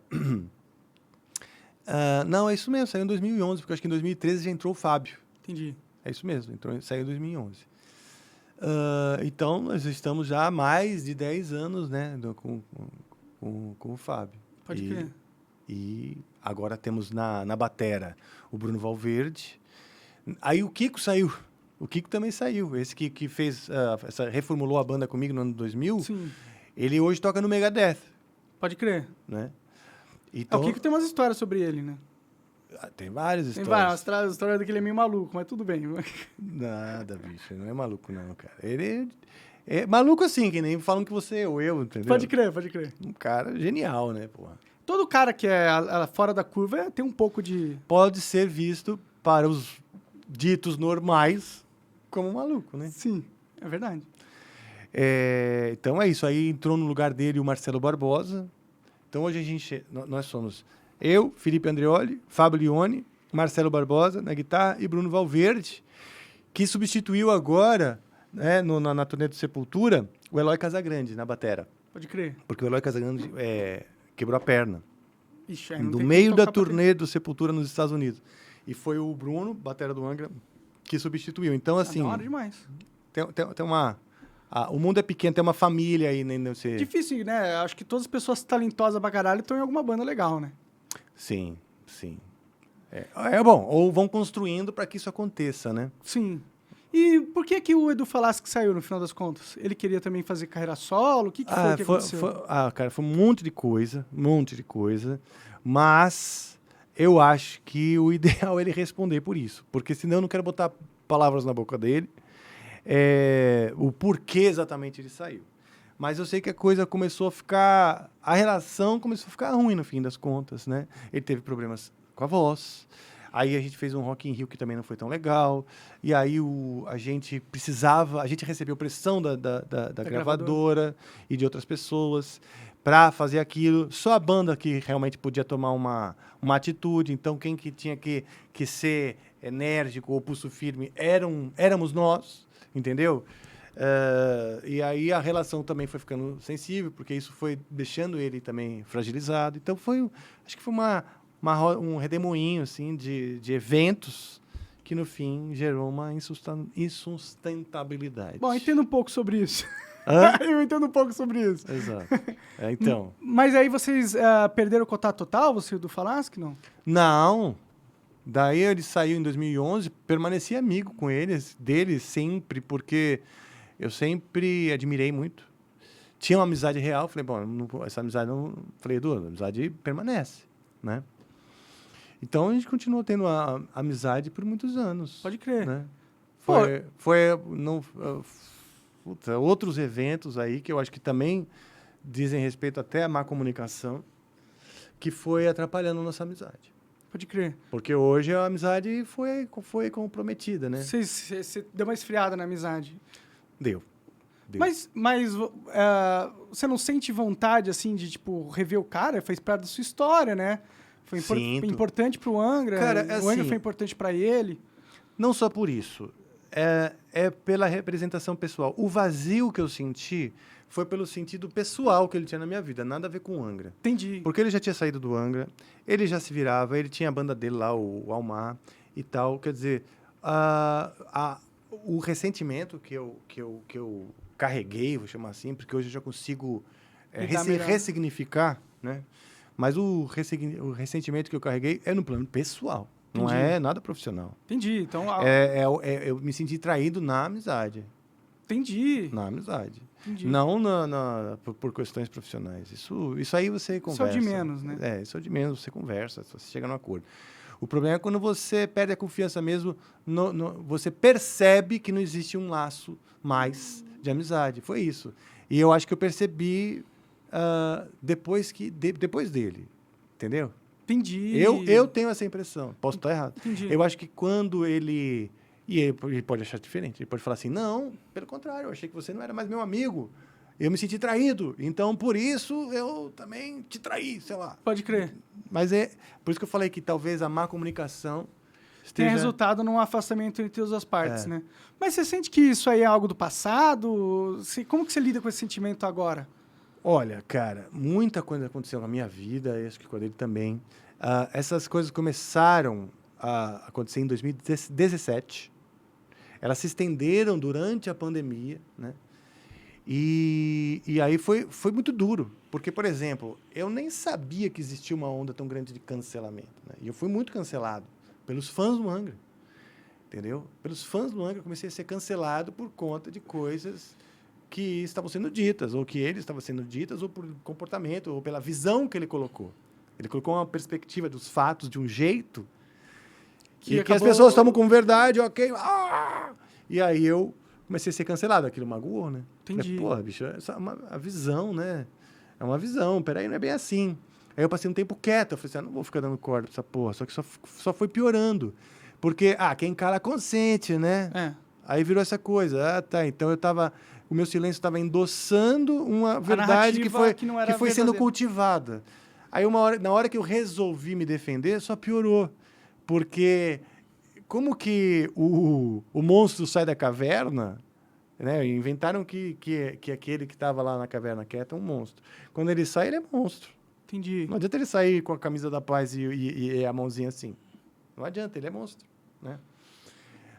Então, isso eu senti.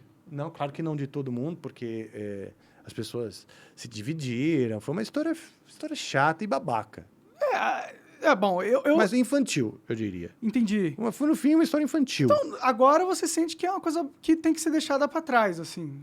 Cara, eu acho que agora seria um momento da gente começar a retomar, a cultivar esse laço novamente. O que eu percebi, cara? Eu percebi o seguinte, com a própria pandemia e com tudo que eu também vivi na minha vida pessoal.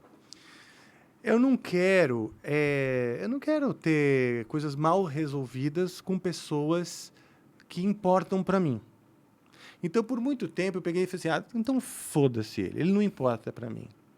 Então foda-se. Mas é uma negação. Ele importa, sim. Importa um dia eu chegar e falar o seguinte, cara, eu não preciso ser seu amigo de novo, nada disso. Mas me ouça, porque o que não acho que ia ser legal é cada um de nós ficar velho e morrer com esse sentimento ruminando sua própria verdade. Pode crer. Ruminando sua própria visão das coisas. Porque, cara, se magoou os dois, então é porque nenhum dos dois está certo. No mínimo. Sim. Normalmente existe um laço de afeto ali que, se existe, né? Se existe, na verdade. Posso estar enganado. Posso eu estar achando que existe um laço de afeto. Mas se você está até hoje aí falando que ele é importante para você... Não, sim, mas se ele não concorda, aí, tipo... mas é que normalmente se você sente algo tão forte assim, entendeu? É muito provável que a segunda parte da relação também sinta algo forte, entendeu? Pode Porque ser. não é possível que tenha sido forte para você e não sido forte para ele. Pois é. O sentimento das pessoas, elas sincronizam nessa forma, né? Sim. Ainda mais quando vocês tiveram um tempo muito juntos e tal. Então, eu acho difícil para ele, você ser uma pessoa que não é relevante na vida dele, como vice-versa, sendo difícil para você ter esse tipo de pensamento. Não, exato. É uma conversa que poderia revelar essa resposta. Ia ser muito foda se vocês sentassem para conversar, assim, um dia, tá ligado? Não, seria bem legal. Seria bem legal mesmo. Eu mandei uma mensagem para ele, por coincidência, eu mandei uma mensagem para ele esses dias, falando, oi, Edu, entendeu? Passei já um tempo, minha vida, isso, aquilo lá. Gostaria de conversar contigo, né? Até porque, como as pessoas botam as pessoas botam também pressão, eu gostaria de ver o Edu tocando contigo um dia, e talvez ele também receba, você podia fazer as pazes com o Rafael e tal. Porque pro fã, é uma novela onde os heróis tão de mal, né? Imagina que, tipo assim, o Batman não faça os Eu pensei em os Naruto e Vingadores. Sasuke, que é de anime, porque eu sou nerdela de anime. Exato. Mas quando você tem duas personagens importantes pra trama, eles eram amigos no passado, alguma coisa aconteceu que eles se distanciaram, Exato, mas ainda fica aquele sentimento de como era bom quando eles eram amigos, e o fã quer ver isso de novo, né? Exatamente. Porque até nas tramas, né? Quando dois companheiros, né? Quando eles se separam por alguma razão, um é vilanizado. Um é o traidor e o outro é o herói. Né? Acho que não é tão simples assim. Nas tramas de filme, nas talvez, histórias, entendi. geralmente, tem um que vai ser... Tradicionalmente, um vai ser vilanizado, o outro vai ser o herói. Eu não queria que essa fosse a nossa história. E eu acho que a gente pode mostrar para as pessoas, né? Não há herói, não há vilão. Não, na vida real não existe isso. Exato, né? Porque se eu tentar vilanizá-lo para ser o herói, ou vice-versa, aí a gente vai estar... jogando pras narrativas, né? Exato, e assim, Contando uma e mentira botando fogo numa infantilidade que hoje está no imaginário popular. Sim. Que é uma tendência a achar que um herói é outro é vilão. Porque foram... Que acha que o mundo é preto e branco, Exatamente. né? Como se tivesse... E eu acho que não, a gente, como figuras públicas, a gente pode contar diferente essa história para as pessoas, sem precisar cair nessa armadilha de tentar se vender como herói e vilanizar o outro. Então, acho que teria que os dois realmente ter essa conversa. Ter essa conversa, falar, isso aqui, papapá, e parar de fazer essa brincadeira de conversar publicamente coisas que tem que ser conversada em quatro paredes. Verdade, né? Pô, eu acho que seria muito... Bom, você chegou a falar que falou com ele, ele respondeu alguma coisa pra você? Ele ficou feliz que eu mandei a mensagem, respondeu acho hoje. Que é um primeiro passo legal. Legal que você tomou a iniciativa disso, sim, inclusive. Ficou feliz que eu tomei esse passo, ele ainda não se sente pronto, mas está feliz e tal. Eu falei, pô, legal. Um primeiro passo tudo a da seu hora. tempo, falei, tudo a seu tempo, abraços, não vão ficar enchendo o saco, tipo, não, mas vamos conversar. Claro, não, claro. Mas ele ficou feliz, falou, ainda não estou super pronto, mas beleza, que legal que você mandou, vamos aí. Às vezes, para ele nem estava mais achando que era possível uma reaproximação nesse sentido, ele teve que lidar com essa nova informação. Pois exato. E processar aquilo, né? Para ele mesmo. Eu acho que vocês deviam conversar pra caralho, né? Porque, porra, vocês são velhos já, né? Sim. Porra, dá pra vocês entrarem e conversarem, né? E eu acho que pro fã e pras pessoas, e até pra sociedade, se a gente quiser abranger aí mais o assunto, seria muito, muito, muito, muito legal ver, porra, duas pessoas que participaram da vida de muita gente, que foram importantes pra muita gente. Primeiro, pessoalmente, se encontrarem, conversarem e tal, mas depois, num segundo momento, imagina que foda seria o Edu Falaschi no Ampliflica, por exemplo. Porra, bicho. Seria maravilhoso, ó, até arrepiei, ó. Até arrepiei. Seria maravilhoso se ele fosse no Amplifica, porque lá é o ambiente justamente para isso, para tocar, para procurar, como a gente estava falando, o que a gente tem em comum, não as diferenças. Claro. Né? E para falar de música e para tocar, que é o que as pessoas querem. Sim. Né? E a gente recebe muito esse pedido lá. A gente recebe muito... Chama do Falaschi. Chama do Falaschi, que legal. E aí, por isso também, porque eu pensei, bom, no plano pessoal, como eu disse, precisaria ajustar algumas coisas, né?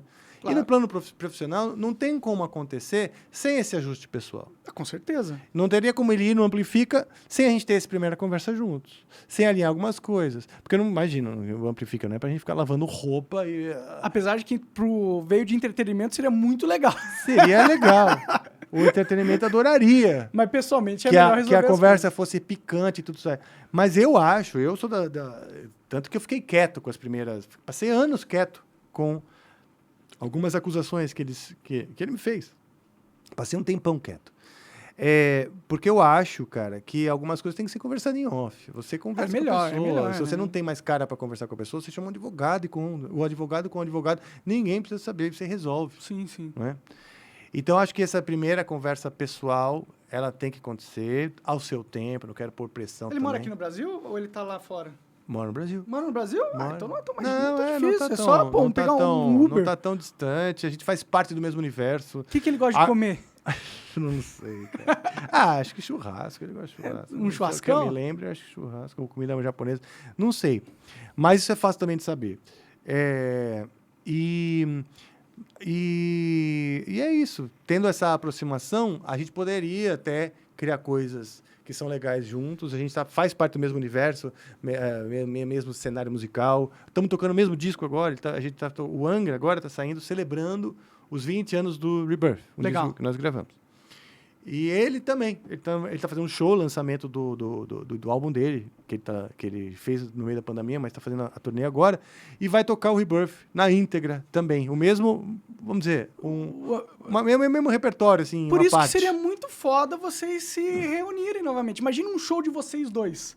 Então, seria legal. Eu acho que pro fã ou pra quem gosta de música, uma reconexão entre vocês dois é ultra positiva, né? Sim. Porque vocês vão ter a oportunidade de fazer experiências para as pessoas que vão ser mágicas. Sim. E que essa coisa de talvez infantilidade dos dois, talvez uma falta de comunicação ali entre um ou outro, que é uma coisa pequena, se for para pensar, não tem porquê. Eu poderia ter ficado puto com o Igor, ou ele puto comigo pelo que aconteceu, e foi uma coisa, assim, trágica o que aconteceu, Sim. né? Mas pra gente seria uma besteira, porque não importa se o CNPJ tá separado, entendeu? Eu acho que a amizade, a relação entre dois humanos, ela tem que ser maior do que isso, entendeu? Sim. Também acho. Olha, claro, se não existe um vínculo de amizade, a gente não é amigo do mundo inteiro, tem ex-namorados, a gente se relaciona, né? Seja Tem namorado. amigos em comum, né? Ou pessoas que deixam de fazer parte da sua vida e tá tudo bem. Não deixou vazio, você viveu aquilo com aquela pessoa naquele tempo, né? Você se separa, cada um segue seu caminho e tá tudo certo. Que com ex-namorada é esquisito, né? Porque você vai virar amigo da sua ex-namorada, sendo que você tá com sua namorada atual, aí pode rolar manteiga. Mas na questão da música, foda-se. É só, tipo, qual que seria o negativo de vocês dois se reconciliarem? Qual que seria a parte ruim pra todo mundo? Eu falho em enxergar. Não existe. Não existe só traz benefício para todo mundo, né? Inclusive o público. Acho que o negativo, entre aspas, aí, é o sacrifício. Você abrir mão, né? Você tem que abrir mão. Você tem que fazer concessões. Concessões no que você acredita. Por quê? Porque tem uma outra opinião. Então você tem que fazer uma concessão às vezes. Eu acredito nisso. Não, mas eu acredito nisso. Tem diferenças. Mas você não precisa conceder. Você pode só encontrar um caminho onde as duas diferenças se relacionam. Exatamente. Essa harmonização dessas diferenças. diferenças. Harmonização é uma ótima palavra. Essa harmonização da diferença é único, entre aspas. É coisa negativa porque é um sacrifício. É difícil. Às vezes difícil. Claro. Porra, tem um orgulho. Todo mundo tem seu ego ferido. Claro. Opa, não vou ser hipócrita. Mas aí eu teria que, então, deixar o meu orgulho e ele o dele. O meu ego ferido e o dele e ele o dele. E essa seria a única coisa chata, porque você passa por um tempo que, puta, deixar debaixo do tapete às vezes é melhor. Entendeu? O enfrentamento, não é todo mundo. Não é que é melhor, é mais fácil, talvez. Né? Exato, melhor, exato, mais cômodo. É mais cômodo. Mais cômodo. Mas o melhor é se entender sempre, né? Exato, eu acho que tipo, vai ter benefício. Você benefício. não matou a mãe dele, ele não matou teu pai. Não é algo assim, entendeu? Não é algo irreconciliável, entendeu? Exatamente, por isso que eu acho que a gente tem que ser um pouquinho mais tolerantes, sabe, com as diferenças. Exato, porque esse é o limite da rejeição que eu falo. De tudo que a gente, sem querer voltar no outro assunto, mas de tudo aquilo, eu falei, eu acho que no fim, o castigo que foi dado ao monarca, isso, aquilo, é muito exagerado. Eu acho. Não, eu também acho. Muito exagerado. E a mesma coisa, esse assunto, Rafa e Edu Falaschi também, foi tipo assim, nossa, começou a tomar um vulto, que era fácil, era o advogado ligar pro outro, que é o que eu queria. Eu falei, eu mandei um convite para conversar, então via advogado, porque já não estava rolando um entendimento entre nós. Né? E eu falei, bom, beleza, os advogados se viram, eu sou amigo dele, vão se vir, vão conversando, vai negociando, tudo bem. Né? Mas aí já acabou entrando na esfera pessoal, infelizmente. Exatamente, nem imaginava, mas beleza. Mas a gente está num mundo que, enquanto nenhum dos dois morrerem, sempre tem a porta ali para haver um reaproximamento. E, porra, eu ficaria feliz, e eu acho que todo mundo que é fã de metal ficaria feliz pra caralho. E se um dia vai saber, acontecer de vocês dois estarem na mesma sala, conversando abertamente, junto com o público, eu acho que seria um evento para ser lembrado para a história, entendeu? Sim. Ó, e até lançando aqui o hashtag Edu não amplifica, Seria foda. seria foda pessoalmente também. Claro. Porque, obviamente, ele só vai sentar lá na cadeira do Amplifica se a gente tiver essa reconexão, né? E seria um grande momento para mim de realização. Fazer, puta, um programa que eu tô construindo com uma equipe foda, um puta momento legal da minha vida e poder sentar lá e conversar com todos os músicos e que não exista nenhuma persona não grata, né? Que é lá, tem aquela cadeirinha do convidado, seja para todo mundo que curte música, profissionais de música, pessoas que tenham para acrescentar para o público que gosta do que a gente está fazendo, que é música, e mostrar o lado humano do artista. E vocês dariam uma aula para as pessoas que te acompanham, né? Seria um exemplo. Né? Exato, isso também. Um exemplo muito positivo. Ainda mais nesse momento de sociedade que está todo mundo se separando, um indo para um lado para o outro. Exatamente, cara, exatamente. Os artistas, como você darem um passo justamente no contrário disso, de se separar e conseguir vencer as coisas pessoais, o ego, e se unir novamente com alguém que já fez parte importante da sua vida, não é só para você bom, entendeu? É bom para a sociedade, é uma mensagem para a sociedade que você passa de que o caminho correto, o melhor caminho é a reconciliação, Sim. é o entendimento mútuo, é a conversa, e, pô, Amplifica é um papo. Sim. Que é melhor, é o local para acontecer algo assim. Putz, seria maravilhoso. Posso te contar uma coisa que eu lembrei, cara? Claro. É uma coisa muito doida, né? Por quê? Porque essa história toda, ela vai completamente contra as coisas que eu acredito, né? Eu acabei sendo inserido numa espécie de circo que vai contra as coisas que eu acredito. Então, eu comecei a pirar nisso também. Tipo, como eu vim parar numa confusão que eu tanto evito, né? E aí, tem uma parte curiosa nessa história que foi o seguinte. Quando começou isso em 2017, faz tempo, né? O Angra estava gravando, começando a produção do álbum, do Omni, um dos álbuns que nós gravamos. Aliás, o último que nós gravamos.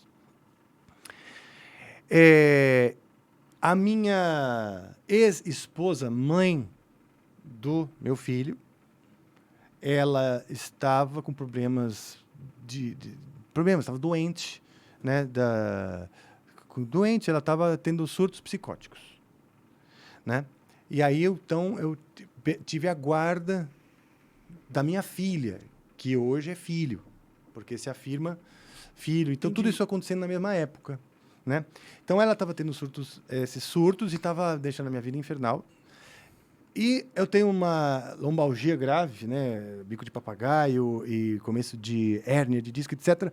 E estava atacada por conta do estresse. Então, imagina, eu estava de cama, não consegui sair da cama por uma semana, vivendo esse estresse no ambiente pessoal, que era o problema. Vários com problemas, a mãe de várias fontes. Do meu filho. Sim. E eu recebendo uma pressão de todos ao meu redor, dentro do Angra, para dar um jeito na situação com relação ao Edu Falaschi, que eu não me opunha, eu fui o único que não me opus. Só olha que curioso, eu fui o único, eu tenho testemunhos de todos, que foi que eu não me opus ao que ele estava fazendo, mas eu era o dono do nome Angra. Então, a gente tentou, sim, telefonar, todos ligaram, falaram com ele, etc., mas não tinha muito acordo, porque ele queria fazer o show dele. Ok. Eu falei, deixa o cara fazer o show. Vivendo tudo isso, eu mandei o advogado, pedi para o advogado, isso foi deliberadamente, eu imaginei, porque o advogado que cuida do nome, né, fazer uma notificação extrajudicial para que ele entrasse em contato para a gente resolver essa parada, certo? E aí que começou todo o bololô, porque em vez de notificação já virou processo que eu queria processar. Não era nada disso, eu estava de cama, né? Tendo problemas com a minha vida pessoal, tanto com a formação do meu filho, quanto o estresse que eu estava vivendo e de cama. Aí foi em casa, então eu chamei uma acupunturista. Olha, a história que eu quero contar é disso. Foi uma acupunturista lá em casa. E aí ele chegou para mim e falou o seguinte... e eu, né, puta do estresse. Ele chegou e falou o seguinte: olha, eu posso fazer acupuntura em você, mas eu estaria mentindo para você. Porque a acupuntura, ela não vai te curar. Eu falei, bom, muita dor eu sentia. Aí eu peguei e falei assim, como não, né? Ele não vai desinflamar as suas costas. A gente vai fazer algumas sessões, essa lombalgia vai melhorar e você vai sair da cama. Mas não vai te curar. Eu falei, tá, mas então o que vai me curar? O que vai te curar é meditação. Aí eu peguei e falei, como que meditação vai curar minha dor nas costas? Tipo, não parece muito conectado uma coisa com a outra, né? Completamente fora. Aí ele pegou e falou o seguinte, eu agradeço esse menino, cara, mesmo. Ele, hoje eu agradeço, até na hora eu senti ódio. Eu vou te contar por quê. O que aconteceu? Ele pegou e falou o seguinte, não, eu vou espetar isso aqui, mas o que vai